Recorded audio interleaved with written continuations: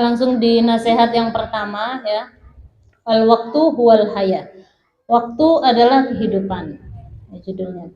Ayuhal walad, wahai anakku, min jumlati mana sahabihi Rasulullah sallallahu alaihi wasallam, dari nasihat-nasihatnya Rasulullah sallallahu alaihi wasallam ala ummatihi, atas umatnya, qauluhu alaihi salatu wassalam, yaitu hadisnya Nabi Muhammad SAW, ucapan beliau, alamatu i'radillahi ta'ala, tanda berpalingnya Allah Ta'ala, anil abdi, dari seorang hamba,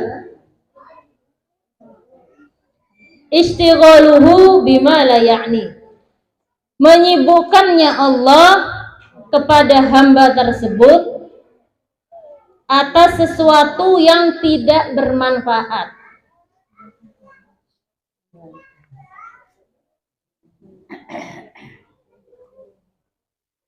Malayakni. Wa ini amran dhahabat sa'atun min umrihi fi ghairi ma khuliqa lahu min al-ibadah jadirun ayyatula alaihi hasratu. Dan setiap waktu yang pergi, setiap waktu yang hilang, min umurihi, dari umurnya,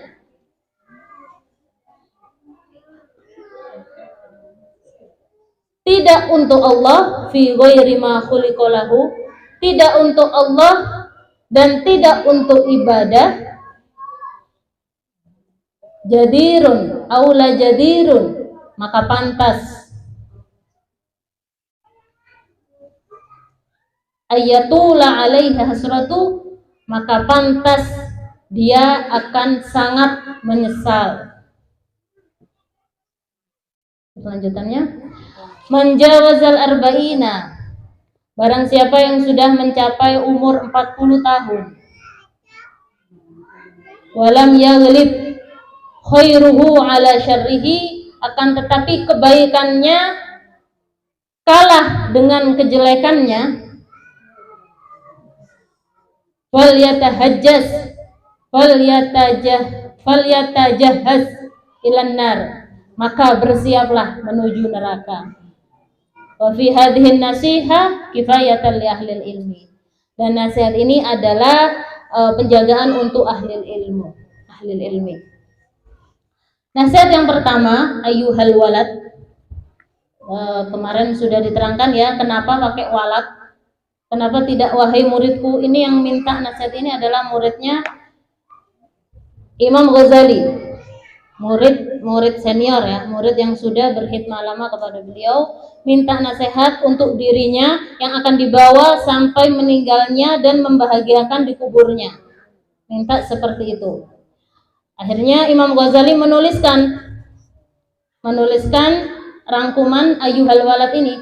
Mengapa disebut walad? Walad itu anak, ya wahai anakku, karena cintanya ayah ke anak itu kamalus syafaqah. Kamalus syafaqah yaitu kasih sayang yang sempurna, kasih sayang tanpa batas, kasih sayang yang tidak mengenal waktu. Ya. Jadi kalau nasihatnya guru ke murid kadang nggak didengerin masih, tapi kalau nasihat seorang ayah kepada anaknya itu akan selalu diingat. Gitu. Makanya di sini Imam Ghazali menggunakan kata ayyuhal walad, wahai anakku. Termasuk dari nasihatnya Nabi Muhammad SAW, hadisnya Nabi yang merupakan nasihat bagi kita, yaitu ini ditaruh di pertama ya, di nasihat yang pertama. Nasihat untuk umatnya yaitu tanda berpalingnya Allah dari seorang hamba. Maksud berpaling di sini apa? Apakah kayak manusia gitu ya, berpaling gitu? Gimana? Yaitu Allah tidak akan memberikan rahmatnya, Allah tidak akan mengabulkan doa-doanya, dan Allah tidak akan melihat kepadanya dengan penglihatan kasih sayang. Gak dipandang sama Allah, doanya tidak dikabulkan, dan Allah tidak akan memberikan rahmat dan kasih sayangnya. Na'udzubillah. Dan Allah akan marah kepada hamba tersebut. dan dia akan dijauhkan dari jalannya orang-orang yang dicintai oleh Allah. Apa tanda berpalingnya Allah kepada seorang hamba? Yaitu Allah akan menyibukkan orang ini, hamba yang Allah berpaling kepadanya, menyibukkan dengan sesuatu yang tidak bermanfaat. Menyibukkan ini bagaimana maksudnya? Yaitu terus menerus. Waktunya digunakan terus menerus, bukan sekali dua kali, tapi terus menerus. Lebih dari sekali, berkali-kali, dawam. Ya, dawam. Dawam wal aktsar. Terus menerus. Waktunya digunakan, bahkan keseluruhan waktunya digunakan bimala, yakni dengan sesuatu yang enggak ada manfaatnya. Enggak ada manfaatnya untuk agamanya, enggak ada. Untuk dunianya juga enggak ada. Bahkan tidak ada manfaat apalagi untuk akhiratnya. Di dunianya enggak ada manfaat, untuk agamanya enggak ada, akhirat apalagi. Sesuatu yang benar-benar enggak ada manfaatnya. Jadi nggak bawa manfaat, nggak bikin dia dekat kepada Allah, nggak bikin dia senang ibadah, malah bikin dia jauh dari rahmatnya Allah dan terus menerus melakukan sesuatu yang nggak ada manfaat. Jadi nggak ada manfaat untuk agama, untuk dunia. Ya. Seperti apa? Ya orang yang sering bermain, main nggak jelas, main game, ya kalau bapak-bapak main catur, ya main apa lagi, main gaplek. Ini bukan yang dosa loh ya, yang dimaksud di sini ini bukan yang dosa, tapi yang mubah, yang boleh dikerjakan tuh boleh, sekali dua kali nggak apa-apa. Ini nggak bahas dosa loh, kalau dosa sudah jelas ya. Ini orang yang terus menerus melakukan pekerjaan yang gak ada manfaat untuk dunia maupun akhirat, gitu loh. Buang-buang waktu, main game, main apa lagi ya? Mancing ya bapak-bapak ya. Bukan ngegibah, bukan loh, gibah dosa besar, bukan. Gak ada manfaat ngomong-ngomong yang gak jelas, ya. Godain orang, ya orang digoda-godain, temennya digodain gitu. Kalau godain sampai tersinggung malah dosa. Ya. Ini yang nggak ada manfaat dan itu terus menerus waktunya digunakan seperti itu, maka itu tanda hati-hati. Jika kita termasuk seperti itu, waktu ibadahnya sedikit, tapi banyak main gamenya, banyak sesuatu yang tidak bermanfaat yang dilakukan dalam 24 jam, berarti itu tanda Allah berpaling dari kita. Kita diarahkan ke sesuatu yang nggak ada manfaatnya. Makanya kita bisa hadir majelis itu bersyukur ya. Berarti itu tanda Allah tidak berpaling kepada kita. Kita diarahkan duduk baca hadroh meskipun 1 jam lebih. Ya, tapi alhamdulillah waktu kita itu berbobot gitu. Tidak digunakan untuk yang main-main, untuk yang sia-sia. Ini yang dibahas bukan yang sesuatu yang dosa, bukan gibahin orang, bukan apalagi ngambil haknya orang, bukan nggak sholat, bukan. Tapi sesuatu yang mubah, sesuatu yang boleh dikerjakan tapi nggak ada manfaat. Itu saja sudah tanda bahwa Allah berpaling kepada seorang hamba tersebut. Jadi tanda dan kebalikannya, jika seseorang itu meninggalkan sesuatu yang nggak ada manfaatnya dan dia melaksanakan seluruh waktunya 24 jam itu dalam sehari, sebagian besar 3/4 lah ambil dari waktunya digunakan untuk ibadah, untuk ketaatan. Maka kebalikannya, Allah akan menatap hamba tersebut, akan ditatap oleh Allah biqabulil hasanin, dengan diterima ibadah-ibadahnya dan akan dikabulkan doa-doanya, dan Allah akan memberikan kemuliaan kepada hamba tersebut. Jadi orang yang meninggalkan sesuatu yang gak ada manfaatnya, dia akan ditatap oleh Allah dengan tatapan rahmat, yang waktunya sebagian besar digunakan untuk ibadah. Udah kalau lagi senggang-senggang, baca Al-Quran aja, ya, ya termasuk sekarang ngelihat HP, ya, ngelihat HP kan nggak ada kerjaan, udah main HP aja, ya, ya kan, taunya udah 10 menit, taunya sampai 2 jam, betah ngelihat HP, ya, kalau di majelis 1 jam udah kayak lama, sekalinya nonton HP, ya HP ditonton, nonton HP 2 jam itu nggak berasa, ya. Ya itu tadi, jangan sampai kita menjadi seperti itu, jangan sampai kita menjadi orang-orang yang Allah berpaling dari kita, ya. Tapi kalau kita memakmurkan waktu kita untuk ibadah, maka Allah akan menatap kita. Makanya kita introspeksi diri, kenapa ya doa kok nggak dikabul-kabulin? Ya bisa jadi itu, waktunya banyak sesuatu yang nggak ada manfaat, gitu.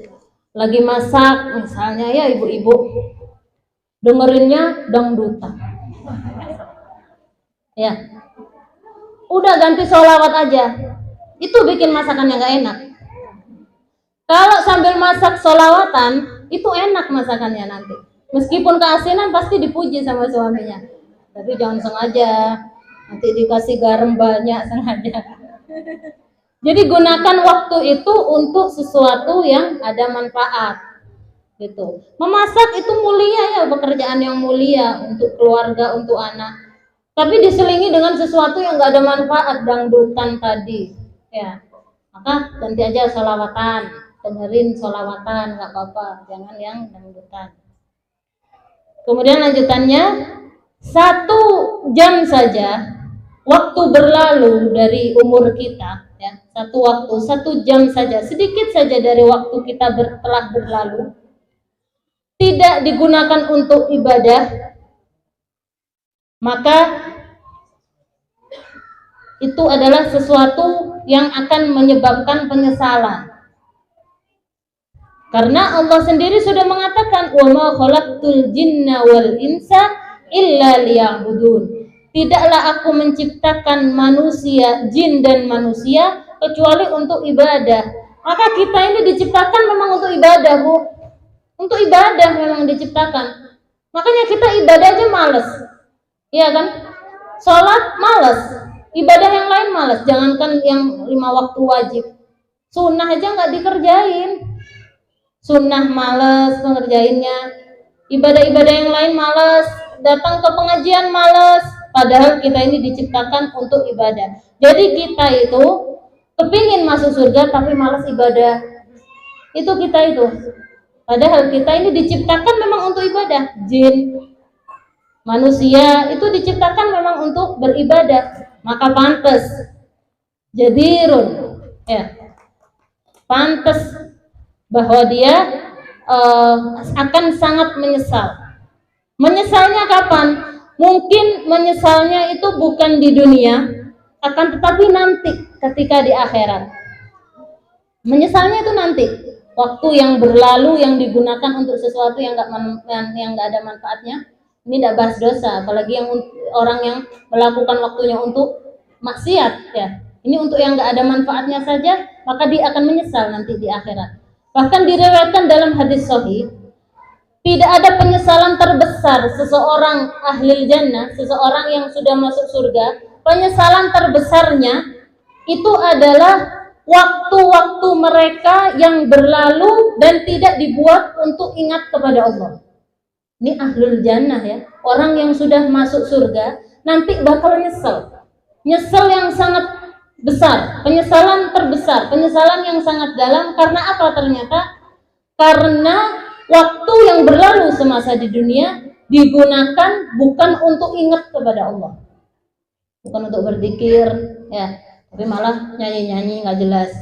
Bukan untuk ibadah, memperbanyak sholat sunnah, memperbanyak ibadah sunnah, menyibukkan diri cari ilmu, malah keluyuran nggak jelas, healing nggak jelas, ya, hilang healing.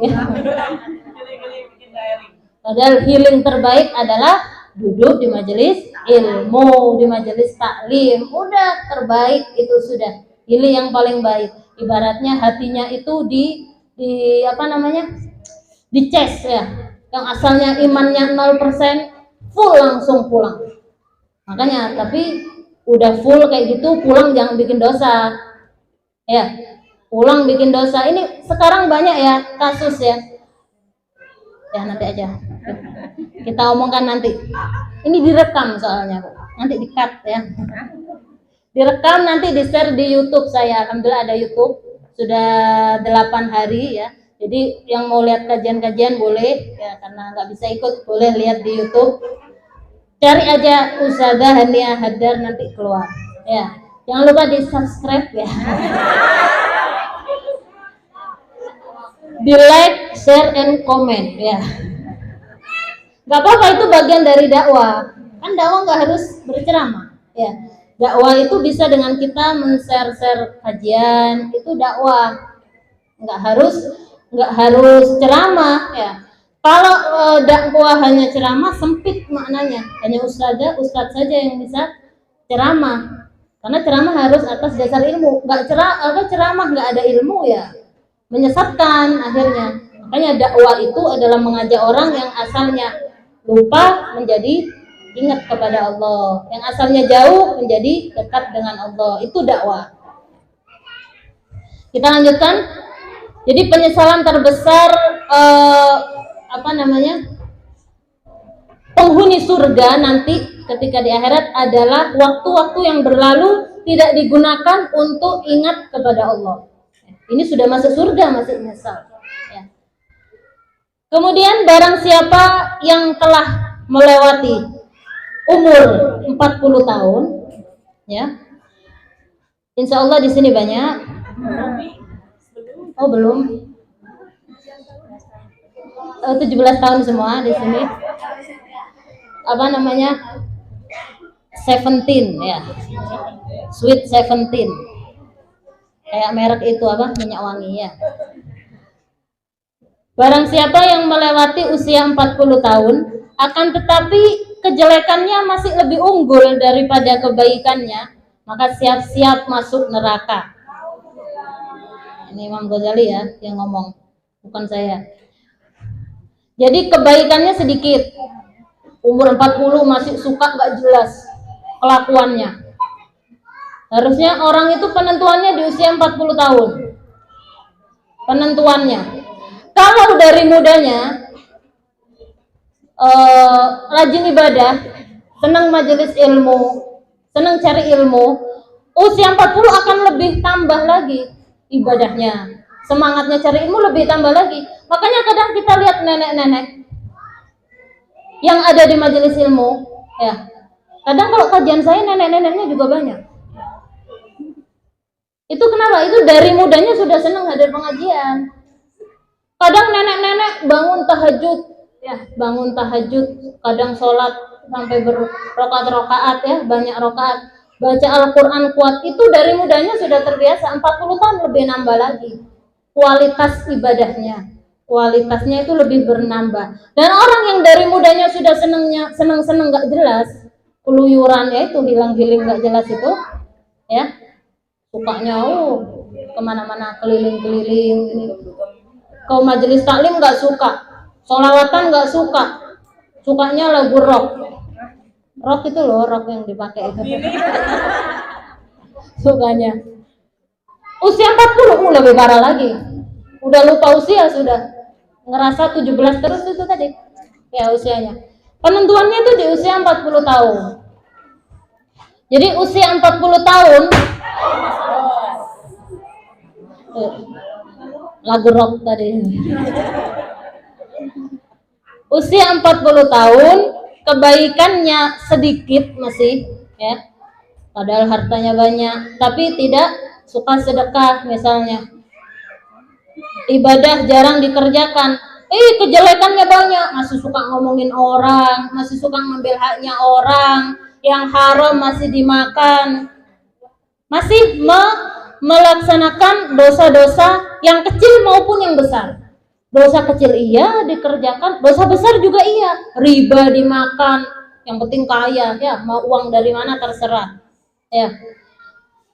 Nah yang seperti ini, maka yang orang-orang yang melakukan dosa besar, dosa kecil dikerjakan semuanya, Nabi mengatakan tidak ada dosa kecil Jika dikerjakan terus-menerus, itu akan jadi dosa besar. Dosa kecil dikerjakan terus, bohong satu kali, besoknya bohong lagi, enakan soalnya. Orang itu kalau satu kali bohong, itu akan ada bohong-bohong yang lain untuk menutupinya. Bohong satu kali, nanti bakal bohong lagi, itu terus, gak akan berhenti. Dosa kecil satu kali, dosa kecil yang terus-menerus dikerjakan akan jadi gunung dan akan menjadi dosa besar. Ya. Kalau sudah dosa besar bagaimana? Ya, makanya itu kita dianjurkan untuk banyak-banyak istighfar. Ya. Istighfar di pagi hari dan di sore hari, karena kita tidak tahu ajal kita kapan. Tiap hari bikin dosa, jika dosa itu dengan Allah, insya Allah akan diampuni jika kita bertaubat. Asalkan jangan ngulangin lagi, benar-benar nasuha, pasti akan diampuni. Tapi jika dosa itu urusannya dengan manusia, maka tidak akan diampuni sebelum kita memberikan hak kita, hak yang kita ambil dari dia. Sebelum kita benar-benar minta maaf dan dia mengampuni kita, baru akan diampuni. Tapi kalau dosa sama Allah, jika kita bertobat, kita beristighfar, insya Allah diampuni oleh Allah. Dan kita tidak tahu ajal itu datangnya kapan. Bisa jadi pagi masih hidup, sore sudah meninggal, ya kan? Makanya perbanyak istighfar, hilang dosanya. Kalau itu dosa sama Allah, insya Allah hilang, jika kita memang niat tidak mengulangi lagi. Semoga Allah sampaikan semua ya. Kita di usia 40 dengan sebaik-baiknya ibadah. Yang usianya sudah di atas 40, Allah tambah ibadahnya, Allah tambah semangatnya dalam beribadah, semangatnya dalam menuntut ilmu, ya, semangat hadir di majelis ilmu, semakin diberi keistiqomahan oleh Allah. Dan kita yang belum sampai usia 40 tahun, semoga Allah panjangkan usia kita untuk taat kepada Allah. Jadi kalau minta jangan hanya panjang umur saja, tapi minta panjang umur fi taatillah, untuk taat kepada Allah. Banyak orang umurnya panjang tapi cuma di atas kasur, nggak bisa ngapa-ngapain. Buat apa? Kita minta umur yang panjang untuk ibadah kepada Allah, ya. Dan ini adalah nasihat sebagai penjagaan untuk ahli ilmi, katanya Imam Ghazali, ya. Tapi untuk semua kalangan, ya. Maksudnya adalah larangan agar tidak melakukan sesuatu yang tidak bermanfaat dan menghindari dosa-dosa kecil yang akan numpuk nantinya kalau dikerjakan terus menjadi dosa-dosa besar. Bagaimana judulnya? Al-Waktu wal Haya. Waktu adalah kehidupan. Ya, jangan sampai waktu kita berlalu untuk melewatkan ibadah kepada Allah Subhanahu wa taala. Wallahu a'lam bishawab. Kita doakan Ananda Aisyah, ya, Syarifah Aisyah Al-Atos yang saat ini milad keberapa? ke-7, ya. Semoga dijadikan anak yang sholihah, bisa meneruskan dakwahnya Nabi Muhammad SAW, anak yang berbakti kepada Umi dan juga abinya, dan juga nanti bisa semakin dicinta oleh Rasulullah dan dibanggakan oleh Rasulullah SAW. Al-hadiniyah wa kullu niyatin sholihah wa ila hadratin Nabi Muhammadin SAW. Al-Fatihah.